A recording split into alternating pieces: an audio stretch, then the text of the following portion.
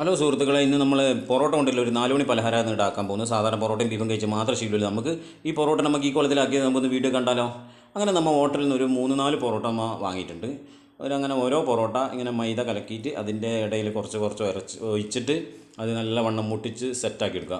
അങ്ങനെ നമ്മൾ 4 വാങ്ങിയിട്ട് നിങ്ങൾക്ക് എത്രയാണ് വേണ്ടത് വെച്ചാൽ നിങ്ങൾക്ക് അതിനകത്ത് വാങ്ങിയിട്ട് ഇങ്ങനെ നല്ലവണ്ണം ഒട്ടിച്ച് സെറ്റാക്കി എടുക്കുക. ഒരു 3-4 എടുക്കുക. എന്നിട്ട് ഇതേപോലെ കട്ട് ചെയ്തിട്ട് കുറച്ച് റെസ്റ്റിന് വെച്ചിട്ട് ഒന്ന് ഉണങ്ങണമെങ്കിൽ അങ്ങനെ കട്ട് ചെയ്ത് വെക്കുക. എങ്ങനെ കട്ട് ചെയ്ത് വെച്ചിട്ട് നല്ല എണ്ണ ചൂടായിട്ട് പിന്നെ ലോ ഫ്ലെയിമിൽ വെച്ചിട്ട് ഓരോന്നോരോന്ന് വെച്ച് പൊരിച്ചെടുക്കുക. എങ്ങനെ ഇത് പൊറോട്ട പൊരിച്ച് റെഡിയായി വരുമ്പോൾ നമുക്ക് ഇതിൽ പഞ്ചസാര ഇത് വേണം, ഷുഗർ സിറപ്പ്.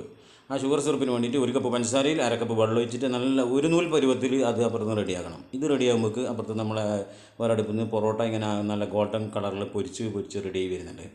അങ്ങനെ ഇത് ഇങ്ങനെ നിരത്തി വെച്ചിട്ട് അതിൻ്റെ ഷുഗർ സിറപ്പ് എല്ലാ വശത്തും ഒഴിക്കുക. അപ്പുറം ഇപ്പുറമെല്ലായിട്ട് മറിച്ചും തിരിച്ച് എല്ലാ ഭാഗത്തും ഒഴിക്കുക. പിന്നെ ഷുഗറിൻ്റെ പ്രശ്നമില്ലാതെ ഷുഗർ സിറപ്പ് ഒഴിക്കാണ്ട് നേരിട്ട് കഴിക്കാനും പറ്റും. നമ്മളെ കുട്ടികളുടെ സ്കൂളിൽ നിന്ന് വരുമ്പോൾ 4 മണി പലഹാരം ചെയ്ത് കൊടുക്കാൻ പറ്റിയ നല്ല ഐറ്റായത്.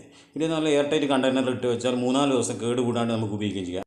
എല്ലാവരും വീട്ടിലുണ്ടാക്കി നോക്കിയിട്ട് കമൻറ്റിൽ അഭിപ്രായം അറിയിക്കുക.